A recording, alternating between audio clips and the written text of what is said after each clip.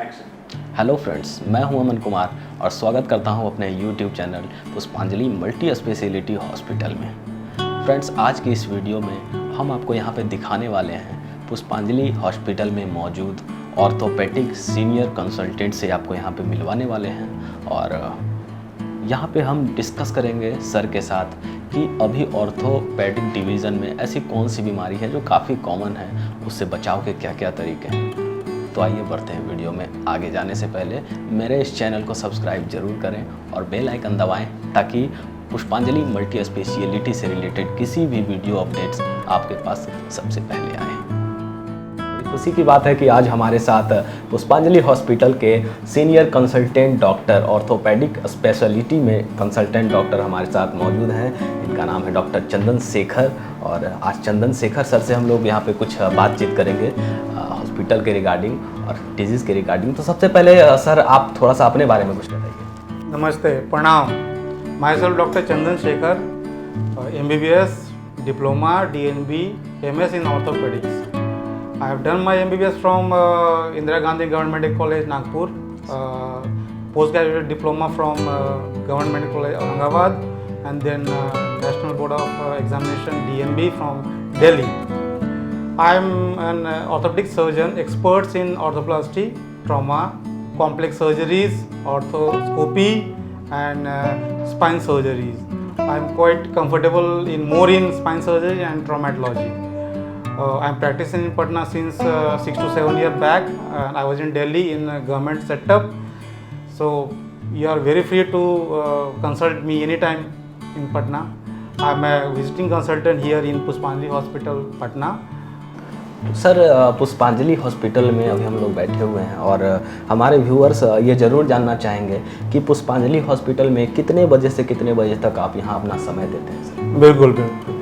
वैसे तो यहाँ पे ऑल टाइम हम विजिटिंग कंसल्टेंट हैं, तो एनी टाइम कोई इमरजेंसी आए तो हम आ जाएंगे। यस। लेकिन अमूमन अगर कोई आउटडोर पेशेंट हो तो उनको टाइमिंग सुबह morning 8 o'clock to 10 o'clock AM के बीच में दिया जाता है और इवनिंग में भी around 7 PM to 8 PM regular यहाँ विजिटिंग होते हैं। ये इसमें जनरल OPD और बाकी सब देते हैं। बाकी इमरजेंसी तो एनी टाइम होता है जब मन। तो यानी कि अगर बात करें OPD की तो सर यहाँ सुबह 8 बजे से 10 बजे तक बैठते हैं।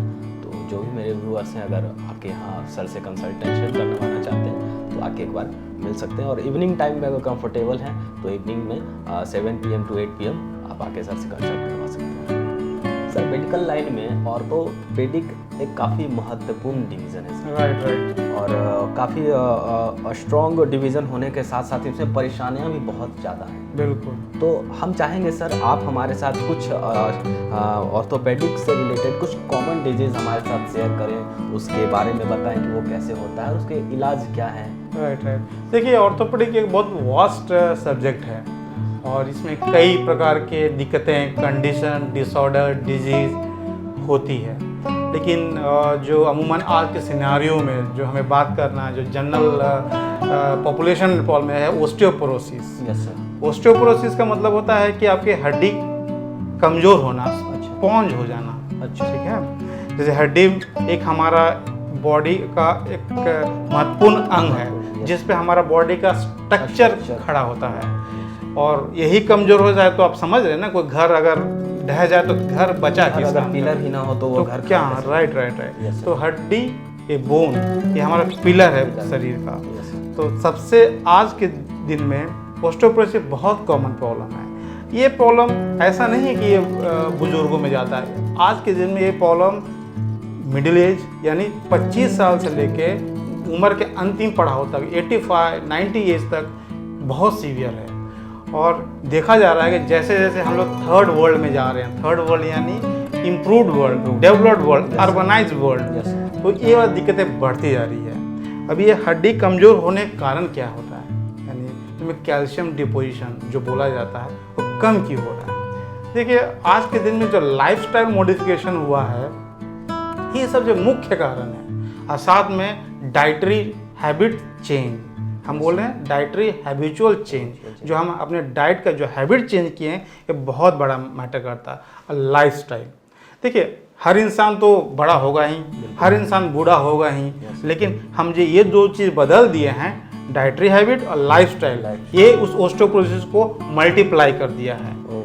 समझ रहे हैं ना? इसी चीज के कारण जो है बहुत अर्ली एज में ऑस्टियोपोरोसिस की समस्या जो है हो रहा लोगों में है। होने लगी। अब रही बात लाइफस्टाइल मॉडिफिकेशन, क्या हो गया है कि आज हम लोग बंद कमरे में रहने लगे हैं, एक क्लोज एनवायरनमेंट में रहने लगे हैं, जहाँ पे हमको आउटडोर का एक्सपोजर नहीं है। बहुत कम है। देखिए, फिजिकल इनएक्टिविटी यानी आपका inactive state of your body is itself a significant cause of osteoporosis. आपका बॉडी मूव नहीं कर रहा है, एक्शन नहीं कर रहा है, वर्क नहीं कर रहा है, यही सबसे मुख्य कारण आज के दिन में ऑस्टियोपोरोसिस। ठीक है, फिजिकल इनएक्टिविटी। आज पहले के हमारे दादा परदादा, अब सुनते होंगे, कोसों में चलते थे, कोसों दूर आराम से पैदल चलते थे। आज देखिए, अगर आपको एक दूसरा मंजिल भी चढ़ना तो आप लिफ्ट का यूज कर लेते हैं। ये बेसिक कहा जा रहा है कि ये अभी आप अपने बच्चे को बोलिए, बेटा बाहर से दूध लेके आ जाओ, ठीक है पापा, आपसे बाइक मांगेगा, स्कूटी मांगेगा, साइकिल मांगेगा, वो लेके आएगा। उस जमाने में ना स्कूटी था, ना साइकिल था, ना कुछ ना था। वही फिजिकल इनएक्टिविटी हो गया है हम लोग में, यही सबसे मुख्य कारण है। और दूसरा है डाइटरी चेंज, हैबिचुअल चेंज, यानी हमने डाइट को इस तरह बना दिया कि उसका हैबिट खराब कर दिया है। आज के और पुराने ज़माने के जो दादा परदादा थे और आज के हम लोग, वो जब पेट को जरूरत था तभी खाते थे। आज हम लोग बस खाए जा रहे हैं, कोई टाइम सीमा नहीं है। कई कारण है, एक तो आप अपने प्रोफेशन से बंधे हुए हैं, दूसरा बात है कि अर्बनाइज स्टेट में है कि आपको जो भी फल सब्जियां मिल रही है वो किस क्वालिटी का मिल रहा है, ये आपको ना पता ना हमें पता, कोई जानकारी नहीं है, कोई जानकारी नहीं है। आजकल आप सुन रहे हैं ऑर्गेनिक फार्मिंग। ये ऑर्गेनिक फार्मिंग टर्म आया क्यों? यही चेंज के कारण, ये डाइटरी जो चेंज हो गया हमारा, ये जो चेंज करने के लिए हो गया है कि अब जितने भी प्लांटेशन हो रहा है, क्रॉप्स हो रहा है, ये सारे हाइब्रिड फॉर्म में हो रहा है, सारा जेनेटिकली मॉडिफाइड हो रहा है। जेनेटिकली मॉडिफाइड हो रहा है, हो क्या रहा है, यानी उसमें जो गुणवत्ता होनी चाहिए वो कम होते जा रही है। आप खा तो सब कुछ रहे हैं, लेकिन उसका जो पोषक तत्व है आपका शरीर को ले नहीं रहा है। तो ये हैबिचुअल चेंज, और कुछ एक्स्ट्रा खा रहे हैं आप लोग, यानी आप भाई कि सही तरीके से संयम से खा नहीं रहे हैं। चावल खा रहे हैं तो सिर्फ चावल ही खा रहे हैं, रोटी खा रहे हैं, फास्ट फूड खा रहे हैं तो फास्ट फूड खा रहे हैं, आइसक्रीम खा रहे हैं, कॉन्सेंट्रेटेड शुगर खा रहे हैं। यही सबसे मुख्य कारण है। ये बाहर का चीज़ खाना, चटर पटर खाना, ये बहुत बड़ा रीज़न है कि आपके डाइटरी अब्जॉर्प्शन रोक रहा है।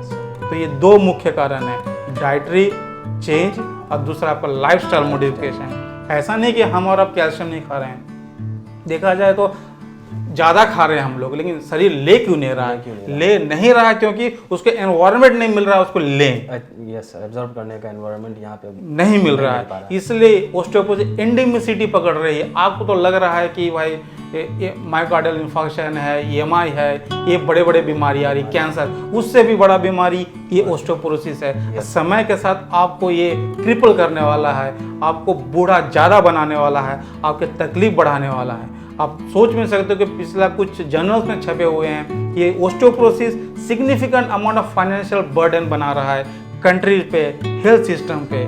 इससे भी यहीं पे नहीं, अब तो इंडिया भी उस चपेटे में आ गया है। बिल्कुल बिल्कुल। तो हम आम जनता से यही कहना चाहते हैं, अपना पुराने लाइफस्टाइल मेंटेन करिए, अपना लाइफ एक्सरसाइज, बाहर आउटिंग्स, ये सब ज़रूरी है।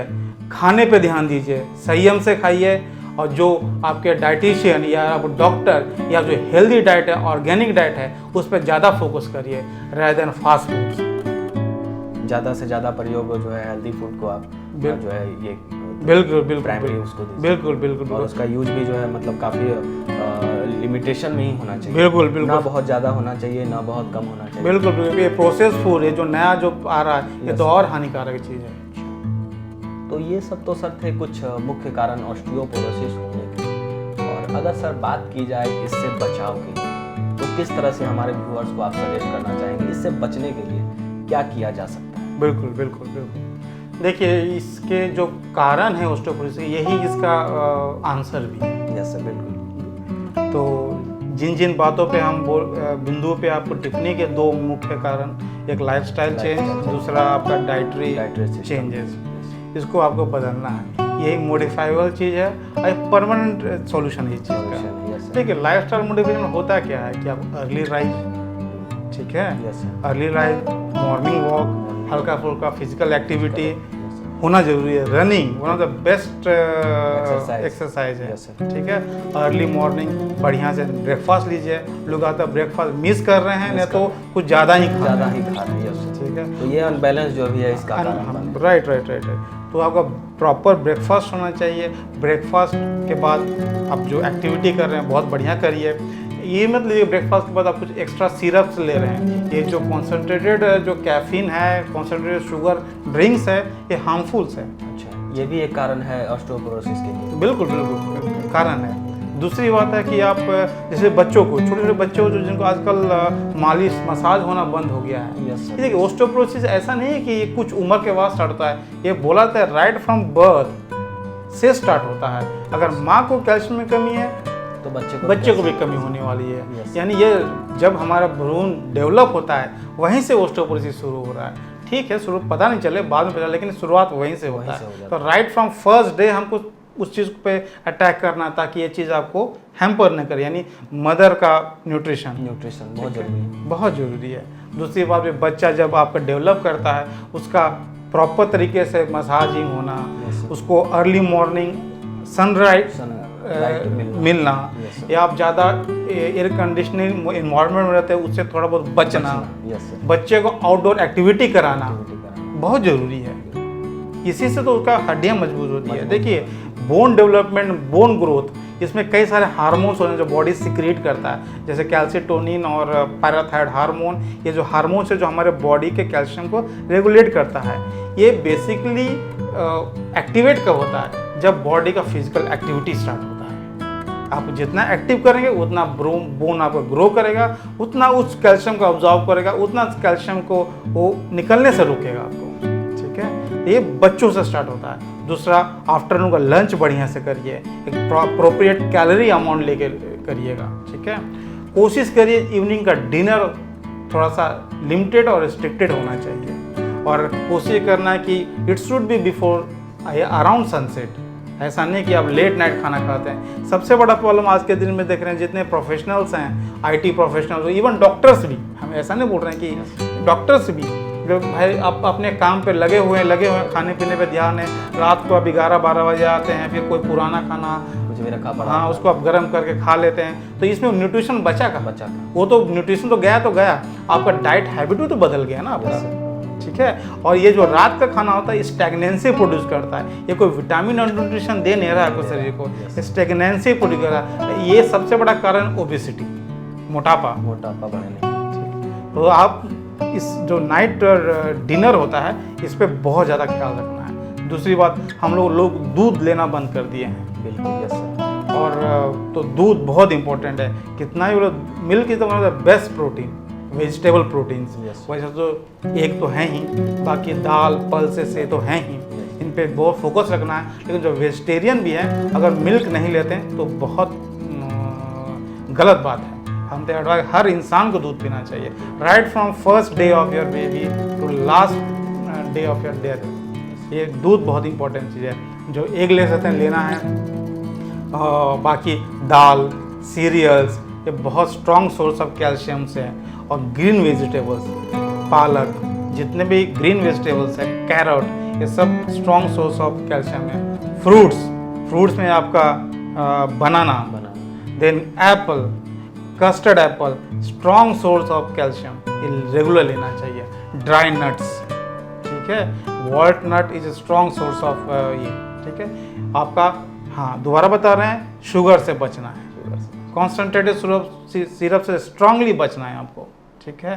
फास्ट फूड से बचना है क्योंकि दे आर ऑल हैम्पर्स अपना ये अब्जॉर्प्शन ऑफ कैल्शियम। तीसरी बात है बोलने की, जो लोग स्ट्रेसफुल कंडीशन जी रहे हैं, अगर आप एक डीप की बात बताएं तो कैल्शियम मेटाबॉलिजेशन में बॉडी का अब्जॉर्ब कब होता है? जब बॉडी आपका एसिडिक न्यूट्रल पीएच में हो। लेकिन पेशेंट, हमारा बॉडी आज इतना स्ट्रेसफुल हो गया है कि हमारा intestine, stomach highly acidic medium में रहता है, तो जो आप कैल्शियम खा भी रहे हैं वो भी अब्जॉर्ब नहीं करता है। रही बात, ये तो सारा मॉडिफाइबल थिंग्स है। बाकी अगर जिनको सही में दिक्कत है उनको अपना चेकअप करा के रेगुलर अपने किडनी और लीवर मेटाबॉलिज्म चेक करिए, और ज़रूरत पड़े तो विटामिन डी का डोजेस लीजिए। और आजकल तो बहुत सारा कैल्शियम फॉर्मुलेशंस आ गया मार्केट में, वो लेंगे तो वो भी बेनिफिशियल होगा। और रेगुलर चेकअप कराना चाहिए आपके हड्डियों का। Thank you. तो ये सभी बातें आपने अभी सर से सुनी, जिसमें कि सर ने बताया कि ऑस्टियोपोरोसिस होने के कारण क्या हैं और कहीं ना कहीं उन्हीं कारणों में उसका इलाज भी छिपा हुआ है। जैसा कि सर ने क्लियरली बताया कि डाइटिशियन का डाइट का जो अभी प्रॉब्लम है या डेली रूटीन का जो अभी प्रॉब्लम जो फेस करना हो रहा है, तो कहीं ना कहीं इन सब चीज़ों के कारण ऑस्टियोपोरोसिस का जो प्रॉब्लम है वो बहुत अर्ली एज से ही शुरू हो गया है। और बाकी सर से हम लोग यही रिक्वेस्ट करेंगे कि सर और भी अच्छे तरीके से जो है इस चीज़ को, सर ने तो काफ़ी अच्छे तरीके से इस चीज़ को बताया है कि कैसे इस बीमारी से बचें और क्या करने पर आप इस बीमारी से हमेशा हमेशा के लिए दूर रह सकते हैं। तो सर बहुत बहुत धन्यवाद आपका हमारे इस चैनल में आने के लिए और थैंक यू सो मच। और हम लोग फिर एक नए टॉपिक पे अगले वीडियो में सर से फिर नए टॉपिक पे चर्चा करेंगे। तो अभी के लिए धन्यवाद। थैंक यू, धन्यवाद।